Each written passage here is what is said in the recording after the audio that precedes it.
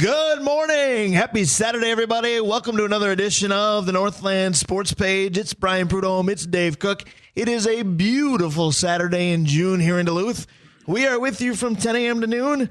No Harbor Monster Weekly or Monster Weekend Kickoff or whoever the local listeners are that take in that show from noon to 1. No show this week because the Harbor Monsters have themselves a bye week. We never do, Dave Cook. Good morning. Good morning. You might want to use your mic. That might be the funniest thing you've ever done. Good morning, Brian. I saw you put your headset on during the opening song, so I knew you were a little late getting that done. And then I wasn't sure if you were pulling a bit off on me or not because you were just sitting very cordially watching me speak during the intro. And then, sure as you know what, you went to speak back to me with a microphone nowhere near you. Well, I couldn't hear it the first time. Yeah, no. Welcome to a beautiful, sunny Saturday morning, Brian. I'm a little discombobulated. But the weather finally feels like a real day out there, and it's not supposed to get crazy hot. Sounds like where you're going might get. Yeah. And, beautiful day. That is one thing about this beautiful day that I'm a little disappointed in. I'll be spending a lot of it in a vehicle, but things happen, and there's family involved in the final destination, and we all know that there are certain things you do for family that might not be number one on your to-do list, but you make it happen, and it hopefully will be a good time. But again, the weather's certainly cooperating. We know we own calendars that summer isn't technically for a couple more weeks yet, but we know Duluth summer can be limited to.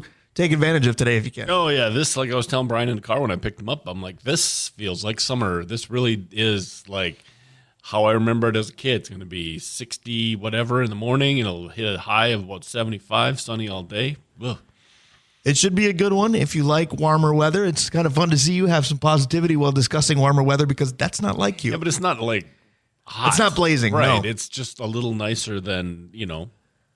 normal. It was honestly woke up this morning and went, "This is what is life supposed to be like." Speaking of a little nicer than normal, normally during the winter we see each other just about every day. Yeah. And then during the spring where's and this summer, going as far as nice? I'll get there. Okay. But then during spring and summer it tails off a little bit.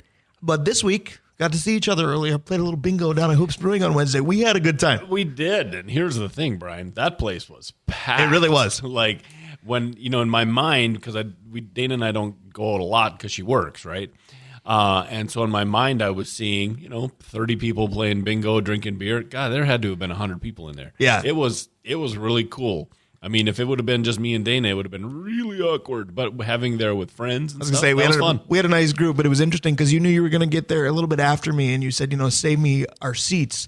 And I kind of laughed it off like, okay, I'll make sure I do that. Well, good thing I did because holy smokes. Exactly right. No, it was fun. And I think there are some lessons to be learned.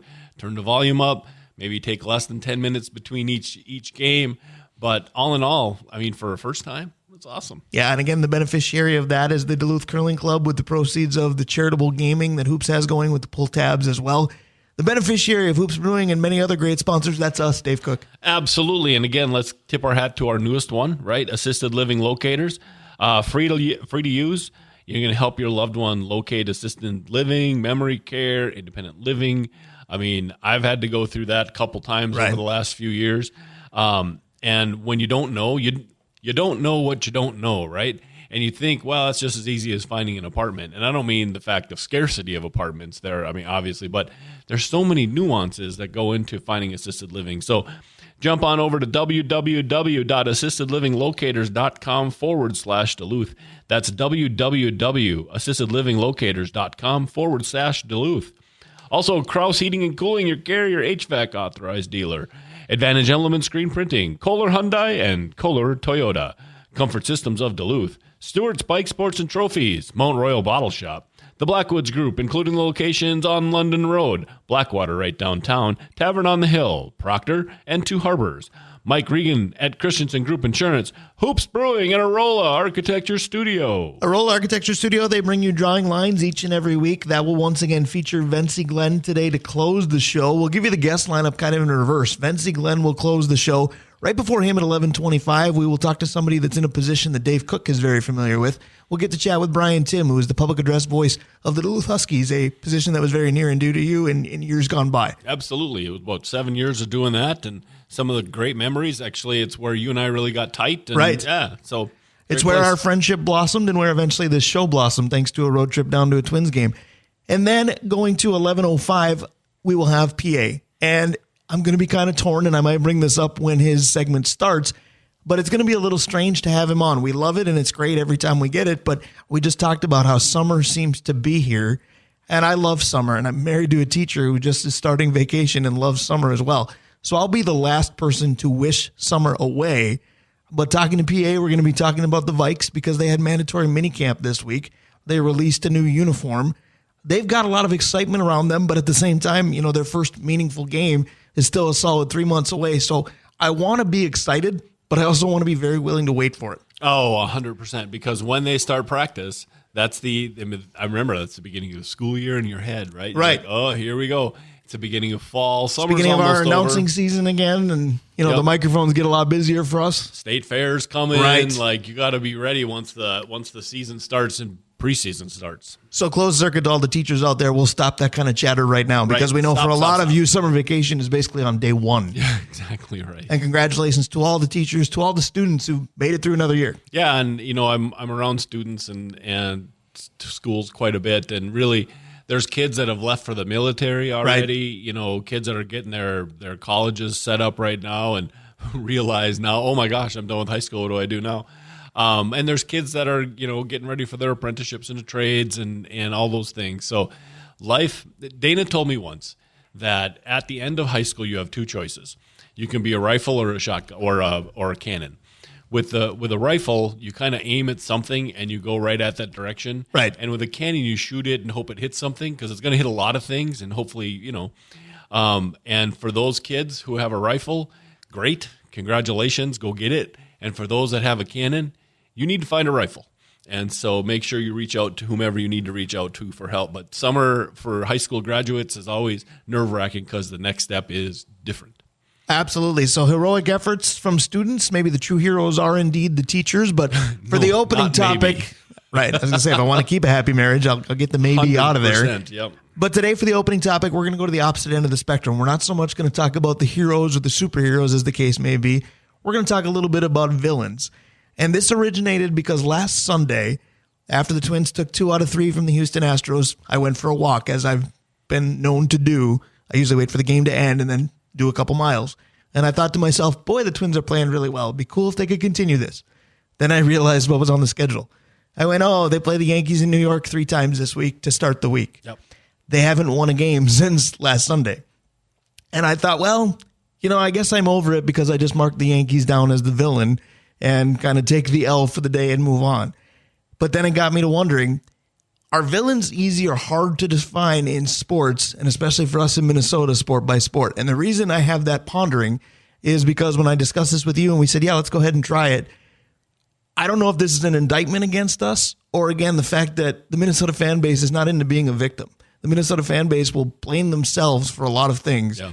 And I'm wondering if some of the victims in each of our pro men's organizations are one of our own. I'm going to be interested to see where this topic goes because, yes, we have rivals. And I think you and I had that discussion where a rival can be a villain, but not always. Correct. No, I agree with that last segment, last bit. That's one of the key points in this conversation today is you don't have to like a rival, but if they're just a rival. The one thing Minnesota fans do is when you said, we're willing to point at ourselves sometimes our villains, when they leave playing us, we become fans. Right, because, they beat the devil out of us. I want to go see them beat somebody else. Well, and that's the interesting part because I liken that to the NBA Finals right now. Now, they're only 1 game in. Game 2 is Sunday. I'm thrilled that Boston beat Dallas in Game 1. I'd like to see them do it 3 more times. But right there is the response that I was waiting for because it's interesting because there are some people that say, I don't like the Celtics for reason X, Y, or Z. But then they also will say, if Dallas wins, then we lost to a champion. Isn't that better? I understand that, but by that logic, the Green Bay Packers have been better than the Minnesota Vikings a lot. Tell me how many times you've rooted for Green Bay to win it all so we can say at least a champion beat us. I doubt it. Well, and I think this is going away because the Cowboys were the best team in the NFL in the 70s and the 80s, and they were good in the early part of the 90s, and they've been average. I mean, they've been good average, but average really since. The Mavericks really haven't mattered until the last 10 days. Right. And Dallas took our hockey team. Right. So the bad guy for people my age is Dallas. Right.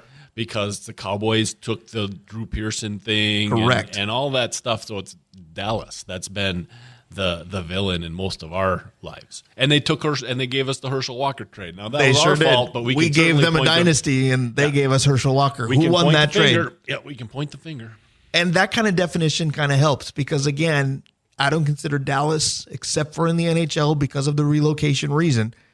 Minnesota does not have a rivalry with Dallas. Now, they might going forward because of this Timberwolves-Mavericks series, but when I think of rival cities and rival teams, I know there's a generation that would say Vikes-Cowboys was a big deal. Not mine. Correct. It's mine. And the thing is that every sport, and frankly, it includes baseball a little bit because the Rangers have always been at about the same level the Twins have been. So one or the other of us is pushing the other one underwater. But the Dallas Stars really cemented. You almost dry heaved when you said those words. That team really cemented the relationship because the Cowboys were still, persona non grata, and now you've really done it to us. So I think the bad guy is, well, besides the bad guy being Norm Green, that team, those teams probably for me are the villains. Well, and when you brought up Norm Green, that takes a different approach because how do we want to do this? Do we want to talk about present day villains, sport by sport, for the Minnesota men's teams, or do we want to go historical, or do we want to go both? We got about 15 minutes before we get to Dave Hoops, but this will be fun because again, we discussed this and we came up with some options and we went, well, is that a villain or is that just the rival? Right. In some cases, it can be both. The Yankees started for me as the villain because I'm about as big a Twins fan as you're going to know, as you're going to find. I barely paid attention to these 3 games because I thought they aren't going to go our way because they just aren't. But because of that, I don't consider the Yankees a rival because I've always said in a rivalry, 2 teams need to split some winning. We don't. Well, it's really tough for the Twins to find a rival. Like Kansas City was really, really good when I was younger. The White Sox for a little while. Yeah, but the White Sox have always been a bit of a clown show. Right. Even when they were good, it was always Reinsdorf was doing something weird. I feel like we're trying to make a Cleveland rivalry because we're usually the top 2, but there's not that much of a concern. Right. There's a reason Major League is about Cleveland. It may have been Milwaukee before they went into the National League. But for the Twins, besides the Yankees, and like you said, the Yankees just kind of giggle. So you name potential rivals. Who's the villain? Because I think if you surveyed Twins fans right now, the villain currently is either Bally Sports North or one of the Polettes. I'm not sure that there would be an on-field villain in general. Now, historically, you could pick a Yankee off those Yankee teams that annually took us out of the playoffs. You could say Phil Cuzzy if you really want to go specifically into a series. I don't know that the Twins have a major villain that isn't in-house, and I don't mean that to be such an indictment against the organization, but I think if you asked fans who, when it comes to being for or against the Twins, is a guy or a person that you think is a detriment, I think it might be one of our own before somebody else. Yeah, baseball is so finicky in that it's cyclical depending on if guys have good years or not, because there was a period of time when it was the Blue Jays and it was Dave Stieb because we couldn't get past Dave Stieb and he put the dagger in us more than once. And that's a good poll because the Twins have had some kind of unnoticeable guys as villains. You could say Craig Monroe was a villain for a long time. Hoyt. When Jim Eisenreich was no longer with the Twins, they couldn't get him out to save their lives. Yep. There are certain guys that make a living out of hitting at target field. Sal Perez, I love him, but I don't love him when he's against the Twins because he goes off. Yeah, no, California Angels were that way when we lost Rodney to him, and they had Reggie and all those guys because they were carpet bagging people. They were stealing. Well, I think if you players. go to the late '80s, early '90s Oakland teams, you got some villains there. Billy Eric Martin Fox crazy home run would be villainous. Billy Martin made not rivals, right? He made them the bad guy because Billy Martin liked to be the bad guy. Right. And so that his A's team where he threw his pitchers into oblivion with the last 300 inning pitchers came on that team. Right, but I'm talking about the generation after. I'm talking about the Bash brothers, Carney Lansford, Dave Stewart. But again, you're on the slippery slope of were they villains or were they a rival? I think in that case, they were probably both because the Twins, 87 was a World Series team. 88 should have been Oakland got in the way. Right, and that was same with 92 when Billy Bean was a member. Billy Bean was a Twin. Yeah. And so that tie-in helps as well. Those, but I think you're right. I think the Twins rival, the bad. But we're not going with rivals. Right, we're going with villains. Let me get to the next step. Okay. The Twins rivals, the villain, because of their location, before they moved them in the National League, was the Brewers. Yep. So I think baseball. So that's the rival, but who's the villain in the Yeah. Twins world? It's just the Yankees now? Well, yeah, but they're not. They can't be considered a rival. So. Maybe that's the idea. They are not a rival. They're the bad guy. But historically, where do you put the Pohlad family? Because somebody would say that, the Twins don't realistically spend enough to compete for a title, yet they also have 2 titles, and they're the only men's team, since the Minneapolis Lakers to have that. So, again, we make fun of the fans and the cheap bleep Pohlad mantra. Are the Pohlads truly villainous or not? I would say no. No, I don't think so. But Smith, the GM that traded away Johan and traded away JJ Buffet Billy. and brought us Nishioka, he's probably about as villainous as it's been in the Twins organization, because he set this organization back 10, 15 years with just those 2 trades. All right, so hopefully football is easier to find Football a villain is because easier. it might be within the rival. I think it used to be Brett Favre, and then Brett Favre came here, and then all of a sudden now he's on a bit of a pedestal. You can argue, haven't had a great quarterback since him. Aaron Rodgers, to me, I know he's not in Green Bay anymore, but he fits both. He had that smugness to him. He had that, I'll kind of point and laugh at you, but on occasion you might beat me. I think he was relatively villainous. I do think somebody we brought up before with the Dallas history, I think, it's a certain generation now, certainly, but Drew Pearson will forever be a villain. It may not be his fault because an official missed a call, but Drew Pearson is a villain. You talk about GMs making moves. Is Mike Lynn a villain because the Herschel Walker deal happened? Yeah, maybe. I have a team and a guy. Okay. So the team is Philadelphia. Okay. The bad guy team. Now, Dallas is a team for me, right? But Philadelphia is the team that when they beat us, they wag their tail at us and they're like, "Oh yeah, you guys are just the little guys that could," the pat on the head. But the real bad guy in NFL history for the Vikings is Sean Payton. Yeah, I was going to say, not even close. when you brought up Philly, I was like, really? It might be New Orleans. But when you went Sean Payton, you got it right. It's Sean Payton, and it's not close. Maybe it is close with Greg Williams, his defensive coordinator. But when the NFL docks you draft picks because of you, the individual, and what you did to this other team, yeah, I think that defines qualifies. bad guy. It's interesting because I brought up Favre, but then he joined the organization, so it changed. The very first villain, who was also a rival that I was ever introduced to, because I went to my first game in person for the Vikes in '86 at the age of 7. That was coming off the '85 Bears season. The whole point of that game, they gave away the headbands and the shades, was to mock Jim McMahon. Yeah. But then Jim McMahon also joined the team. Was there a time where Ditka was the villain? As alluring as his personality was, if you weren't cheering for him, was he a villain? He became a character. Right, so his or a team, character at least. His team was, the '85 Bears were not the bad guy. The '85 Bears were the guy that beat you up, took your lunch, walked away, and you were like, "Man, that guy beat me up really well." The one that, about the same era, the one that Dad would tell you was the bad guy is San Francisco, and not because of the team, but because they called it the Bill Walsh football, when actually Jerry Burns created the West Coast offense before, and Bill Walsh came to a conference of his and incorporated it into the San Francisco offense. But it's basically the offense the Vikings ran in the 70s. Right. It just has a fancy moniker, and he would be like, "I can't believe San Francisco gets a bet. That team's terrible." So when we started this, we talked about how Minnesota fans are very prone to making villains out of their own.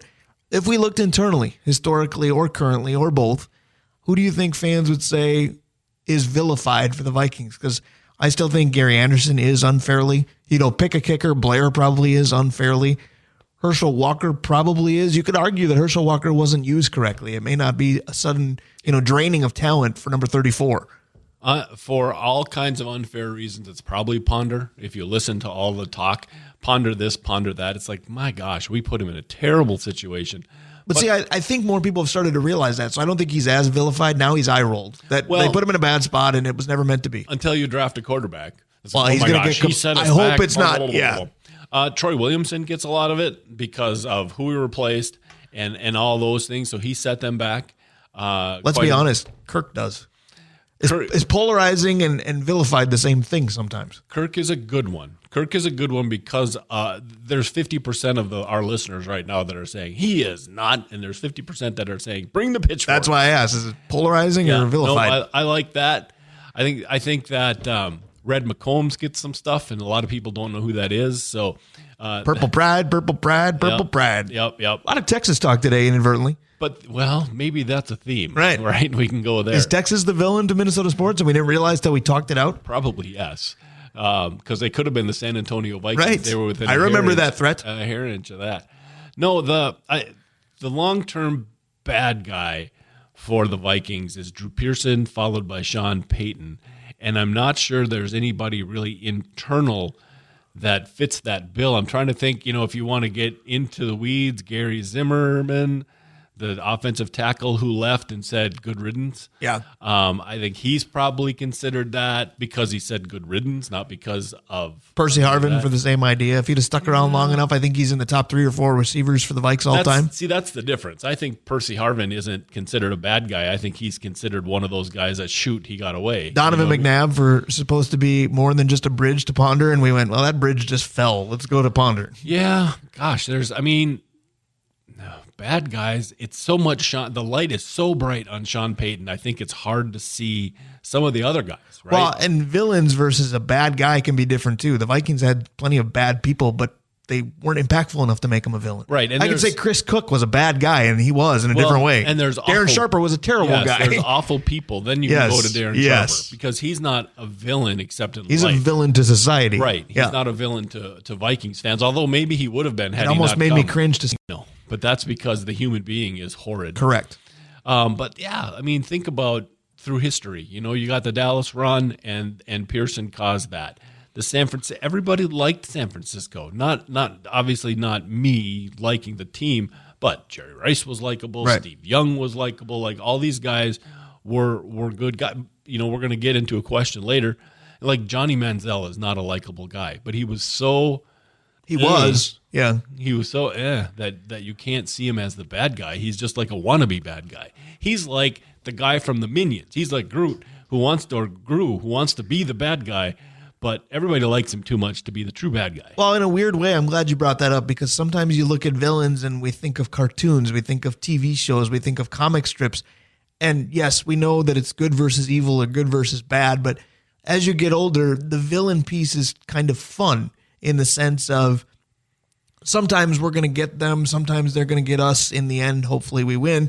Minnesota sports is kind of missing that in the end, hopefully we win. But that's why I look at people like Aaron Rodgers, where you're like, at times he's our absolute kryptonite, but at times we get the better of him, and that's the fun part.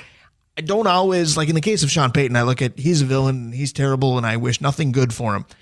With the Aaron Rodgers, Brett Favre, again, that falls more in the rivalry category where you want to get him, but you're not sure you wish ill will on him like you would a true villain. Yeah, I think the team that sees Aaron Rodgers as a villain is probably the Bears when he did now it might be Green Bay. When he did the whole I own you bit. Yes, because he does. Yeah, well, but I can see if I was a young Bears fan, I would never let that go. 100%. You know what I mean? So let's go to the NBA because, again, up until a few years ago and then the Garnett stretch that was full of one-and-dones, the Timberwolves weren't relevant enough to have a villain.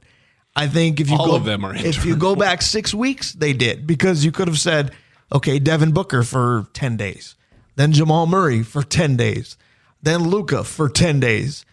Before that, it's very, very difficult. You're right. You go internal a lot more. You go David Kahn. Depending upon what your feeling is about Glenn Taylor, you might go that route. Kurt Rambis. Yep. all of the coaches that were just buffoonery, but who made those decisions too. Yeah. Trader Jack McCluskey. Yeah, no, their GM up until now, their GMs have just been bad. Gerson was a decent NBA Gerson mind, Rosas, yeah. But again, a different kind of mind for society. Right. So no, the NBA. I mean, if you think of the bad guy teams, doesn't it start and end with the Pistons? Like back when they would feel free to at WWE your young Timberwolves team. So you bring that up, and to me, being an 80s basketball fan and an 80s Celtics fan specifically, my villain in that group with the bad boys would have been Bill Laimbeer. Yep. Now, how do you look at him? Because there's reason for that in the 80s. But then later on, Bill Laimbeer was a Timberwolves assistant coach.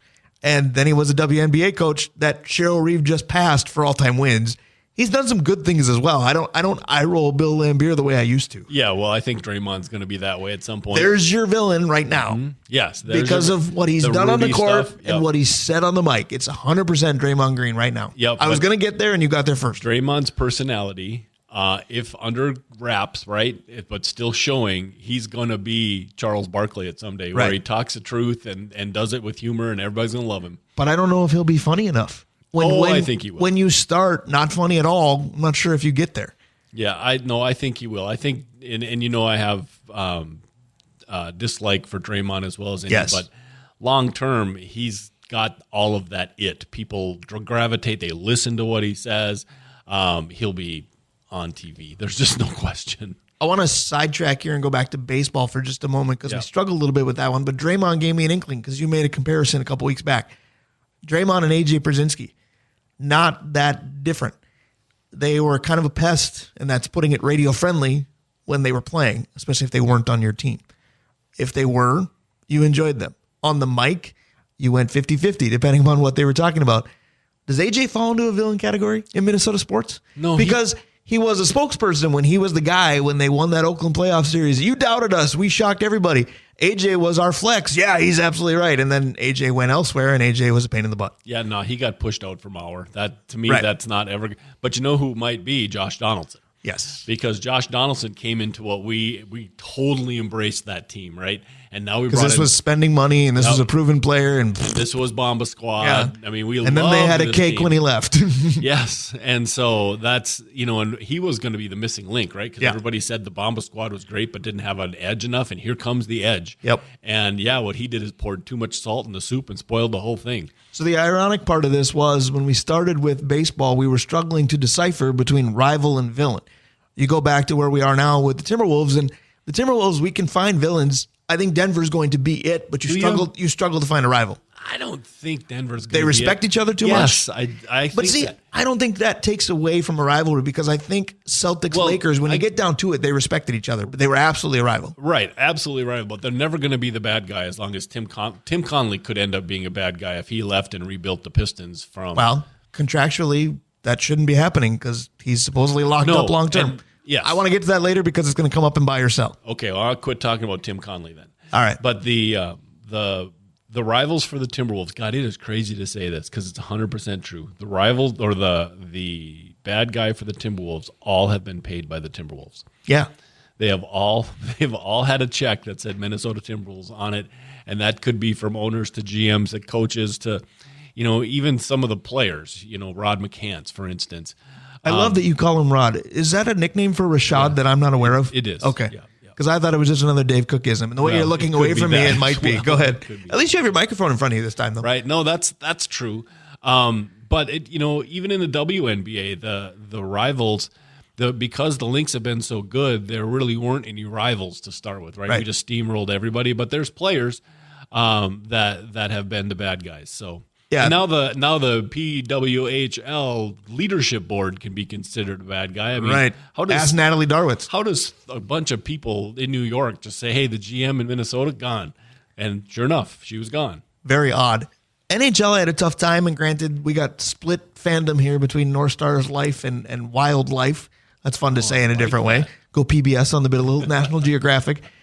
The only thing I could think of was remember Matthias Olin when he, basically took a player out for most of the season, and we had Vancouver bad blood for a while. I think J.S. Jaguar was a villain because they changed the rules of goalie padding after they swept us in we scored 1 goal, I think, in the series. Yeah. But Wild villains, again, just like the Timberwolves had been too poor to have villains really take place outside of their own organization, the Wild have been too steady. Never great, never bad, and you just kind of shrug your shoulders. We already covered it in the beginning with it's the Dallas Stars' existence, but again, without it, there's no Wild. Goaltending guy that was the head coach of Colorado that we beat out. Patrick Waugh? Yeah, Waugh might be one of the bad guys. I think the North Stars have some more fun ones. Bob Probert, for instance. Yeah. That were a bad guy when they played. Now we look back at him and say, boy, he was a bad guy, but we really kind of liked him.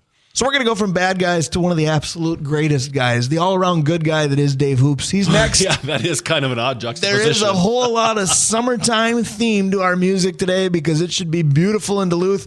get on out and enjoy it, but take your radio with you at least until noon because we are here with you till then. Dave Hoops, 10:30, buy or sell about 10:45, PA about 11:05, Brian Tim, 11:25, and Vince Glenn doing the safety dance to close the show. Stick around, lots of show to come. We'll be right back.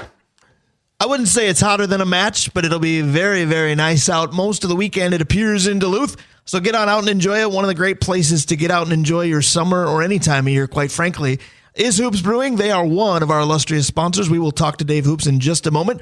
But before that, I'm Brian Prudhomme. I'm going to pass it to Dave Cook for the list of our great sponsors. You know, Brian, about 3 weeks ago, I was driving around with the sunroof open and burnt the top of my head. And somebody called me hotter than a match head. Nice. Kind of looked like a very match nice. Head. Arola Architecture Studio, Hoops Brewing. Mike Regan at Christensen Group Insurance, the Blackwoods Group, including their locations in Two Harbors and in Proctor, Tavern on the Hill, Blackwater's right downtown by us here, Brian, and London Road location, Mount Royal Bottle Shop, Stewart's Bike Sports and Trophies, Comfort Systems of Duluth, Kohler Toyota and Kohler Hyundai. Aaron looked at a Kohler Toyota RAV4 hybrid the other Very day. nice. Advantage Element Screen Printing, Kraus Heating and Cooling, your Carrier HVAC authorized dealer, and Assisted Living Locators, free to use. You can reach them at www.assistedlivinglocators.com/Duluth. And Duluth, of course, is also home to Hoops Brewing. The proprietor of Hoops Brewing is Dave Hoops. He's with us in just a moment. And maybe we should also introduce him as the proprietor of the latest, most popular bingo hall in Duluth, because, Dave, we were talking about that during the break. And with that, we bring in Dave Hoops. It was very nice to see you on Wednesday. And Dave Hoops, you had to be thrilled to see quite a lot of patrons on Wednesday. It was a big hit.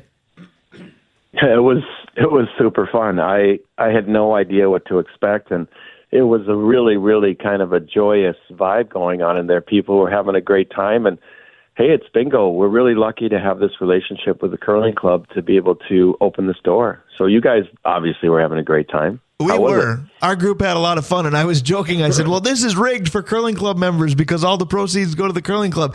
That wasn't the case. Just about 80% of the crowd was probably curling club members, though. They showed out in a big way to help themselves. Oh, yeah, it was great. And I think there were 10 different winning correct 10 games. Yep. So, yeah. And we're going to be doing this pretty frequently now as soon as we get the schedule together. So more fun coming. Yeah, that'll be fun. We'll certainly keep a watchful eye on it. There were 10 different games, 10 different methods of winning bingo. That was probably the hardest part, Dave Cook, was to realize what needed to be done to win, because this wasn't traditional 5 down, 5 across. This was a different sort of bingo. No, 100%. And Dave, I have to tell you, Brian said we're coming back a second time. I was like, all right. He goes, because I stole your dauber. Like, I have it, and you can't go back without it, so I guess we're going as a group. Yep. I told him I'm holding his dauber hostage because if he wants to go, I'm going with. So you made an impression on quite a lot of people. Again, it was well worth it in terms of fun, but also financially well worth it for the winners. I think we had an average prize of about $140, $150 per game. So nothing wrong with that. Plus, Dave, as you know, at your brewery, while you're having fun playing bingo, you can get delicious product as well, whether it was the root beer that Dave Cook was enjoying. I had raspberry wheat like it was going out of style. It's just a good time at your place. You got to beam with pride with that. Well, that's what we're all about. You know, community center, community events, that's what the space is for. So it is a really, really great use of it to be able to welcome everybody that way. And you just mentioned the great outdoors. Well, it's going to be nice. And so outside you can get a shandy, get a beer, sit next to the big boat. It's all good. I do highly recommend that. I did that last weekend. I went outside because there are certain beers that are just available in the outdoor portion of Hoops Brewing, and the new shandy's one of them. If you like beer with lemonade, top notch. You know, Brian, here's the thing. The bingo thing went off so well. It's something you can do for the rest of your life, right? At some point, 15, 20 years from now, Dave's going to have a prune wheat beer for all of us old-timers doing bingo. We'll just have it. That would be like the gift for all of us. There you go. That would certainly clean out the place, if you know what I mean. Sure would. It definitely would. So, Dave Hoops, the Stanley Cup Finals start tonight. It feels like a long layoff. Both leagues took roughly a week before getting their finals started. I've talked to some people that have said, you know, Minnesota's not in either one, so I'm just not interested. And summer's here. I'm more into baseball and getting on the water and things like that. For sports nerds like us, it's a balancing act because we're into that too. But how much of a watchful eye are you keeping on the NBA or NHL? Oh, completely. You know, Finn's favorite team has been Edmonton for many years, and so he's a true believer. And This whole maybe Canada can get on the cup for the first time in 30 years more. I'm not sure, but yeah, I'm keeping an eye on all sports. In fact, I've been keeping a close eye on the festivities in Hayward Field at Eugene, the U.S. Championships for college track and field, which goes right into the Olympic trials, which goes right into the Olympics. There's sports on Monday. Tomorrow we've got Roland Garros finals. The Twins. It never ends. I always keep an eye on all that stuff. I appreciate you for that. I want to talk a little bit of the Twins with you because I need your positivity and ray of sunshine attitude, because I've reached the point, and you're famous for your quote of who cares about the Yankees. There are plenty of Yankee fans out there, and we just won't talk about them. But I've reached the point where I just kind of look the other way when the Twins play the Yankees. The problem for me is, how long is it going to take them to get back up off the mat after that? Because when the Yankees swept the Twins at Target Field, they proceeded to lose 7 in a row. They lost last night to the Pirates. They're up to 4 in a row. I'm not going to mark the Twins dead because of what the Yankees do to them. I just get concerned with how long is it going to take to realize that they're a decent baseball team again. Well, you guys know it's the Yankees and the Guardians and the Orioles dominant against the Twins. Everybody else, we win. We're doubling them up. So we're not that far behind, and it's just about staying around. I don't really believe the Guardians are going to be this good the entire season.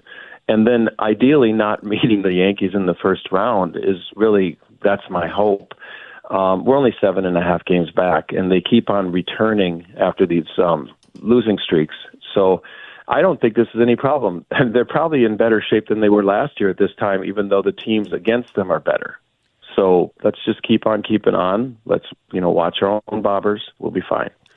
That actually makes a lot of sense. You mentioned Roland Garros. I want to combine something that you and I love a lot in tennis with something that Dave Cook loves in general, and that's success at the youth level for sports. The French Open is actually combining both of those. What's your thought on the young 17-year-old Russian who's kind of taken the French Open by storm? Oh, she's a superstar in waiting. That's for sure. Yeah.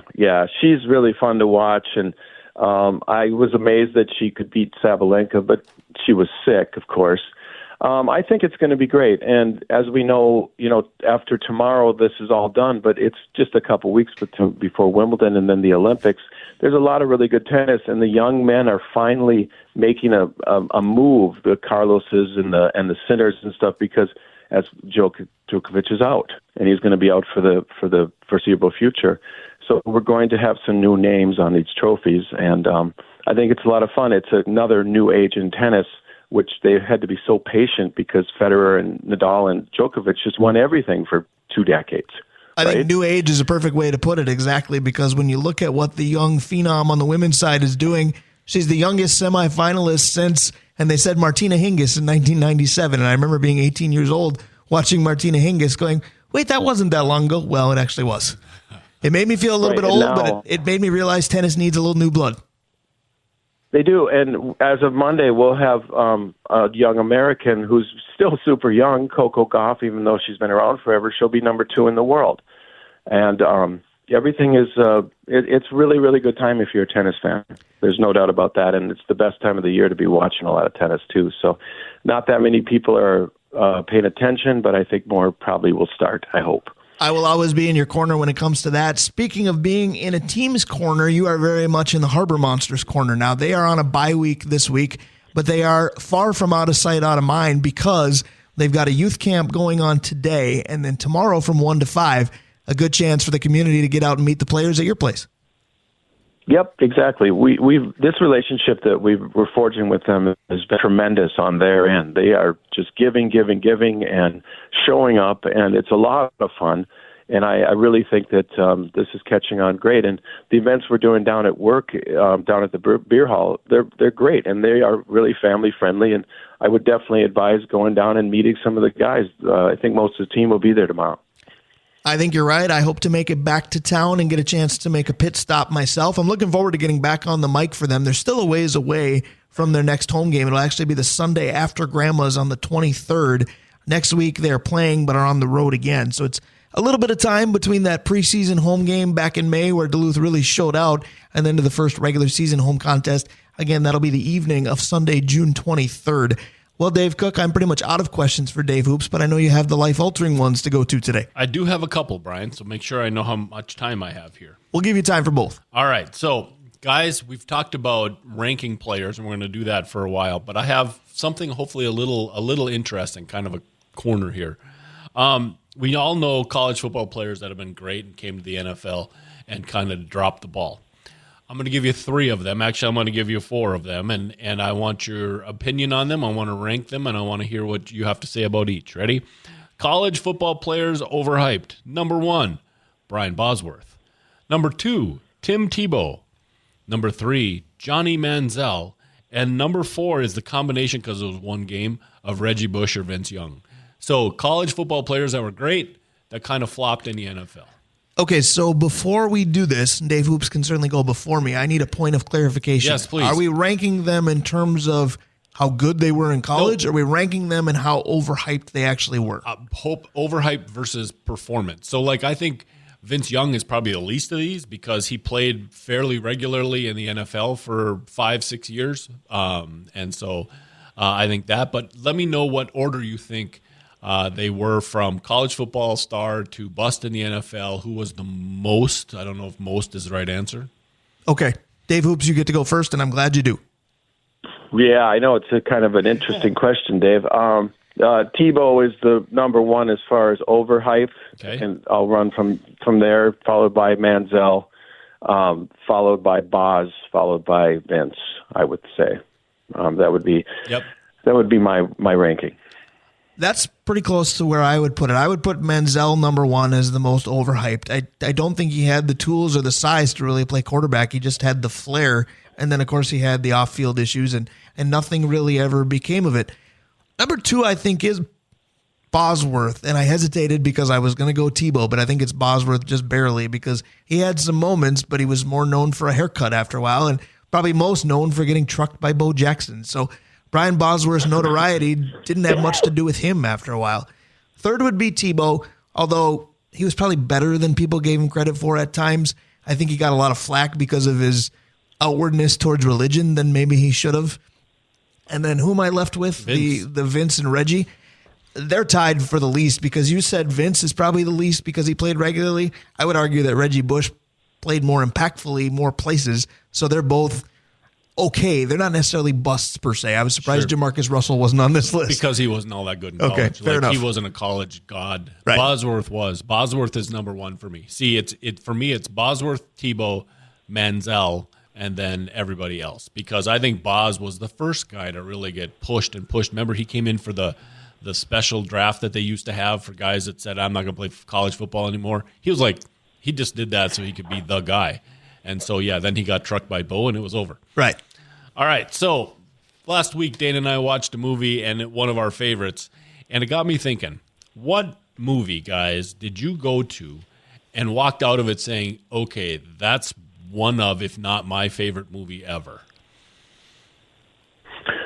Wow. Well, yeah, that's a great question, Dave. And this could go for hours and hours because of all the Star Wars and the Lord of the Rings and stuff like that. But I'm going to keep it in a sports realm. Well, anything that Kevin Costner does in the sports movies qualifies. But let's say Remember the Titans, because you can watch that. You can watch that again. You can watch that this afternoon, and you cannot get, just total pleasure out of it, from sunshine to the relationship with the races, to the overall, feel-good situation. Denzel's character, it's a classic, as far as I'm concerned.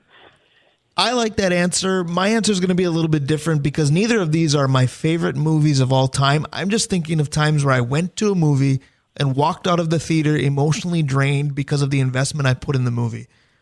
Number 1 would be Captain Phillips. For some reason, it was like I was fearing for Tom Hanks the whole time. I knew how it ended because of you just knew, but at the same time, I think I was legitimately afraid for him at times. The other one, this is way under the radar, and if you haven't seen it, do it. I think it's on Netflix now, but it's The Judge. And it's with Downey Jr., Duvall, Billy Bob Thornton's in it. It's basically about this legendary judge in a small town, small county, if you will, and he ends up getting accused of different things.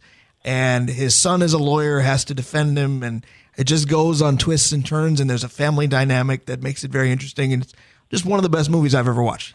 So for me, because I just redid it without the whole spirit of the movie, was Roadhouse. Walking out of Roadhouse with Patrick Swayze going, that might be the best movie I've ever seen. Followed it quickly up by the first time I saw Robin Williams do Aladdin. But being this last week was a celebration of D-Day, probably the most emotional movie I ever walked out of was Saving Private Ryan. Sure. Walking out of that one, just knowing, I don't know if that was my favorite, but it might be the most impactful I've ever seen. That's very fair. So I've got a bonus question for both of you guys, Ooh. and it has to do with music a little bit, and it has to do with a playlist that I put together this week because I go on 2.5 mile walks on the daily, weather permitting, and I like to have musical entertainment with me. And I'm very thematic in my playlists, just like we are here on the show very often. And Dave Hoops, most of the time for you, today being an exception, because we bumped in with summertime music, and we're going to bump out with BINGO because of all the bingo flair from this week. But most of the time for you, we've tried to think of beer-related songs, bar-related songs, etc. So I'm going to put a little different wrinkle in this. Guys, I want you to tell me, what is your favorite song that happens either in the title or in the lyrics to reference a beverage of any kind? Oh, boy, that's a toughie. Yeah. Beverage. So I'll give you a couple examples. I was tossing and turning between the Pina Colada song and Red Red Wine. Those are both beverage songs, but a little different. Sure. Well, just I love the beach and I love the ocean. And that's basically every actual vacation I take and stuff like that. And since we lost him recently, I'm going to go with Jimmy Buffett. Wasting away again In Margaritaville. That is on my playlist for said walk. I've got it as my beverage songs. Dave Cook, it looks like you're Googling options. What do you got? I'm looking at my playlist, trying to figure that one out. My big playlist, because it's got more songs on it, and I see a couple here, Brian, that I'm gonna go loosely on. So Blackwater. So yeah, that's on here. If you could help me with that one, I think that fits. I'm gonna take the spin on the song Cups. Yep. Because while not a specific drink, it's the only way that you could really, do that. And the other one that I ran over here and I'm looking for is AC/DC's Have a Drink on Me. There you go. None of you went with the easy one, the instrumental, Tequila. But Dave Hoops, I brought that up on purpose because if you want a great beverage, you can get it at your place to close. Tell the folks what they can look for on tap. I know there's so many this weekend. Well, thank you very much. I just wrote a big article about wheat beer in the paper this last week, and so we have, of course, the fruit wheat beers, which we talk about all the time, but we have a brand new summer wheat beer, Summer Honey Wheat, which is exactly like it sounds. It's smooth, it's dry, it's not overly sweet. It is a great summer sipper, and that's the newest beer on tap. We also have a near and dear hoppy beer to my heart. The 22nd version of Finn's Finest is now pouring. It was his birthday last week, and that is just a classic West Coast style hoppy pale ale, which only gets made once a year. So I would recommend trying that out. And then, of course, we've got to have the Harbor Monster Ale because that's been a big hit. No question about it. And bingo was a big hit. And anytime I'm at your brewery, I consider it a big hit on my social calendar. I love doing it. I love talking to you every Saturday. Let's do it again next week, my friend. Oh, I can't wait. Thanks so much, guys. Have a great day. Thank you as well. That's our guy, Dave Hoops. If you're looking for a great opportunity to go there, go anytime, but a little extra flair to the bingo. Watch for the schedule. The first one was great. More to come. Speaking of that segment was great. More to come. We're the Northland Sports Page. We'll be right back. It's looking like summertime in northern Minnesota today as well. Welcome back to the Northland Sports Page. Brian Prudhomme, Dave Cook. Time to play buy or sell. The way that it works is this. I'm going to give a statement for each of the 4 major sports leagues. If Dave agrees, he's going to say buy. He's going to tell me why. If he disagrees, he's going to say sell, and he's going to tell me why. Dave has 2 primary responsibilities. He's going to determine the order by league in which we play. And then, of course, your great takes each and every week. Brian, do you ever think of Bob Seger in the first 5 notes? I don't ever notes? think. That first 5 notes of that song, it's like, Bob Seger playing. You know what I think of? I think of Sweet Home Alabama, of course. You can hear the sampling in there, but I also think a little bit of Werewolves of London, the way that it starts. Yep. So a little Warren Zevon with Leonard. All right, let's go. What do we got here? We're going to go it depends. with, I'm thinking. Okay. We got to get to... I can see the smoke. You are thinking. Yes. Let's go with, baseball. All right, so I did baseball. it. Major League Baseball. Interesting that you started with this one. Hopefully it'll close with the NFL because it'll segue great into PA. We'll start the top of hour number 2. We can do that. We'll get to him in about 10 minutes. So baseball, Dave Hoops just touched on it, so this is perfect. The Twins are fairly good. Emphasis on fairly. I believe now they're 3-4 games over 500 despite losing 4 in a row. See if they can recover today against Pittsburgh. But they are over against the top teams in Major League Baseball. So my question is simple, but it also might be difficult. Buy or sell that the Twins are a good baseball team? I'm going to sell. I'm going to sell because they have some very strong points that are for them, right? As long as he's healthy, they're set at third base. They're set at shortstop. Everything else is just, sometimes they have good weeks and then they have bad weeks. The players, not the team. Obviously, the team is swinging. I don't like their starting pitching. I haven't liked their starting pitching all year.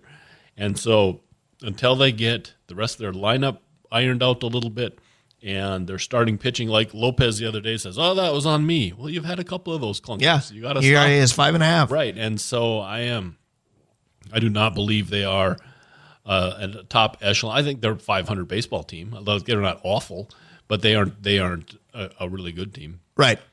I'm going to sell that they're a good team for a lot of the reasons that you brought up. I think the inconsistency is the biggest one. I don't think the bad teams find ways to win 12 in a row. I don't care that the White Sox and Angels were part of that streak. But I also don't think good teams repeatedly have somewhat lengthy losing streaks. In fact, one of the feathers in Rocco's cap in seasons previous was never get too high, never get too low. And I think he's still kind of peddling that mantra, but we're doing a lot of that. We're getting real high and we're getting real low and we're getting real high and we're getting real low. And I think it's getting queasy. I also think some of it too. I also think some of it too is the fact that a lot of young guys contributed in a big, big way last year. And I'm not saying that they all went sophomore slump on the bit, but you are really hoping that they continue that trajectory. Some have, some hasn't. I'm convinced that Royce Lewis may not be human the way that he's been able to do things when he comes back from injury. Eddie Julian, suddenly not with the team, and we don't know what to make of that. Will he be back soon? Will he be back in a long time? Trevor Larnach, big splashes, big slumps. Big splashes, big slumps. I think one of the biggest problems is that there are people, some may be in charge of the Minnesota Twins, that still view Byron Buxton as a legit superstar. He's just a baseball player that happens to play fairly good defense when healthy. Yeah, no, I agree with all that, Brian. I think that you're looking at the Twins, when they play a good team, they're outclassed. Yep. And a good team shouldn't. They might not be as good as, but they don't belong in the Yankees league, Baltimore's league, and that's really hard to say. But look how good they are against everybody else. Well, and I think some of this is probably the Minnesota sports narrative of paranoia, but I think of some of these other teams, even in our division. You can go away from the Yankees and the Orioles, who are superhuman, it seems, to begin with. But you can look at Kansas City, and you can say, you're in trouble if there are runners on base and Bobby Witt Jr.'s up. You're in trouble if there are runners on base and Sal Perez is up. You can play Cleveland and go, Stephen Kwan is a pest. Josh Naylor, if you've got guys on and he's up, you're in trouble. If you've got guys on and Jose Ramirez is up, you're in big, big trouble. Look at the Twins lineup. And I know this is Minnesota indictment on our own and Minnesota paranoia, but who's the guy that you're like, oh my goodness, we're set because this guy's up? They still strike out too much to really have anybody. Yeah. Reputationally, it's Correa, I get it. But he's hitting 221. Who's the guy that truly incites fear into an opponent from the Twins offense? Yeah. The nice part is they get stretches from just about everybody. But you don't have somebody that can carry him. I think that's a problem. No, I agree. And we want to all say Royce Lewis, but he hasn't been healthy long enough to do that. Right. And they don't have anybody else. We all thought Kirilloff might be the slump breaker. And Kepler's been great, but you still remember when Kepler's not great. So you don't sit there and go, we're set because he's up. Yeah, and there's really no pitcher like that. You remember it used to Pablo was supposed to be that guy. Yeah, right, exactly. I do want to ask this before we move along, and I know I have to be quick. If you're not watching the Twins right now, this weekend you need to watch the Twins because one of the most outlier players in Major League Baseball, O'Neal Cruz, and beat him last night. 6'7" shortstop who can play shortstop, and he's not just there because he's big, but he's fast and his bat is great. And Pittsburgh's easy to ignore. Take 5 minutes and watch one of his at bats. It's amazing. But make sure you take note of where to watch him because even though I do have Bally, the Twins have been all over recently. They're on Roku, Apple TV, Bally. Good luck finding the game. Yeah, exactly. All right, let's bounce quick to. Let's see. Let's go to hockey. All right. That disappointed me. I thought you were going to bounce to the NBA. It just made sense. But so the Stanley Cup Finals start tonight. The adage tells us that offense sells tickets and defense wins championships. But Edmonton's offense seems to be next level. So does Florida's goaltending. Just like I asked with the NBA Finals last week, buy or sell, I'll phrase it the way I want it. Buy or sell, Florida beats Edmonton. I think Florida's defense is stifling. And, in every sport we say defense, as long as defense doesn't take a break, good defense is better than good offense, but doggone it. So Edmonton's a video game. If Edmonton can play any defense, they should win. Because if they can shut down Florida's front line at all, their first two lines are dynamite. But Bob's on a roll right now, and they do play that kind of defense. So I want Edmonton to win. Florida's going to win.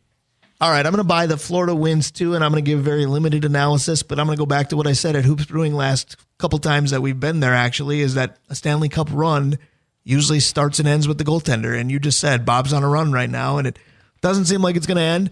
Now, if it was going to, Edmonton's got the offense. It seems like they could do it. And then I asked a couple weeks back about, as Americans, are you about cheering for the U.S. over Canada when the cup's on the line? I said no, that it wasn't a bullet point idea for me. But now that we're down to 2, I'm kind of in that boat. Really? Yeah. That still doesn't do anything for me. Canada but you hasn't like won Edmonton. I never have. Canada hasn't won in so long. Right. It's like I have no problem with thing. that. It's like a Packer fan not having an issue with the Vikings not winning a Super Bowl. You can continue. Not a problem. Yeah, no, that's true. All right, so now let's go to basketball because you want to end with football. I do. All right, so the NBA. There's still the ownership squabble for the Timberwolves offseason. But Tim Connolly, supposedly, by contract terms anyway, will be around for a while. Buy or sell this. As long as Tim Connolly's in the mix, you don't care who the owner ends up being. I'm going to sell that. I think we have to care who the owner is going to be for multiple reasons. It's not just pro Laurie or pro Glenn. Glenn's got plenty of money, won't sell it, and his reputation long-term has been brutal, right? He makes bad basketball decisions. Laurie and Rodriguez seem to make really good basketball decisions, but before the mayor got involved earlier this week, they were going to be house poor. Like, they were going to spend so much money on the team they couldn't afford the team. Do you know what I mean? Right. And so now that there's significant capital behind him, I think it does matter. I think Conley wants to be the GM or head of basketball operations for Laurie and Rodriguez. So I'm going to sell that we don't care who the owner is going to be, but I'm going to qualify it and say I don't know who I'm rooting for because there's still the Laurie Rodriguez and now Bloomberg piece of they were going to cut payroll. Now, if Bloomberg's addition gets rid of that, I think I know who I'm rooting for. Glenn Taylor has done some good things here. He doesn't seem like a great owner, but there's never been the threat of Minnesota leaving. Correct. Ever since he saved us from the New Orleans bit years ago. So I don't have a vendetta against Glenn Taylor. I'd like the KG relationship to be mended, but that is what it is. Leave it there. So I think we have to care, but I don't know who to root for. I want to say, though, that when you texted me randomly this week that the mayor's helping buy the Timberwolves, I wasn't aware. So my first response was snarky, and I thought, wow, Reinert's got a lot more money than I thought. That's pretty cool of him to do that. But then, honestly, as a Timberwolves guy, I Googled Fred Hoiberg going, what's going on at Nebraska that the mayor is going to help out? Then I realized Joe Suchere, who calls himself the mayor. So then I realized who it was. So I don't know who I'm rooting for, but the phrase rooting for Alex Rodriguez as a Minnesotan is something I never felt like I should say. But we got to get to the NFL. You can take it a step further. Now you're rooting for Mayor Bloomberg. Right. All right, let's do the NFL. All right, so the NFL, we're going to have PA in just a couple of minutes. Mandatory minicamp was this week. A new uniform for a Monday Night Football game in December was released this week. That wasn't exactly the big news. It was inking Justin Jefferson for the next 4 years. Very briefly, because we'll get PA's take. It's a big amount of money, but buy or sell, the Vikings did right in doing this. Buy. And I buy because if you're going to spend that kind of money, and they are on somebody, spending on the guy who loves football and has never given you an ounce of problem, you spend it on him. 100% agree. You can't put a price tag on Justin Jefferson in terms of performance, in terms of character. And I'll tell you this, Kirk Cousins made a similar amount of money. The problem was that's being paid like the top at the position. And to expect that out of Kirk Cousins was wrong. Right. He wasn't going to be Mahomes, Rodgers, Lamar, etc. To pay Justin Jefferson like the top at his position or the top player in the league, you're getting that from him. Exactly. So the price, supply and demand kind of matched here. Econ 101. And he's not going to embarrass you. Absolutely. Hopefully we don't embarrass ourselves chatting with PA. We are the Northland Sports Page. Hour 1 is done. Hour 2 is next. Brian Prudhomme, Dave Cook. Stick around. We'll be right back.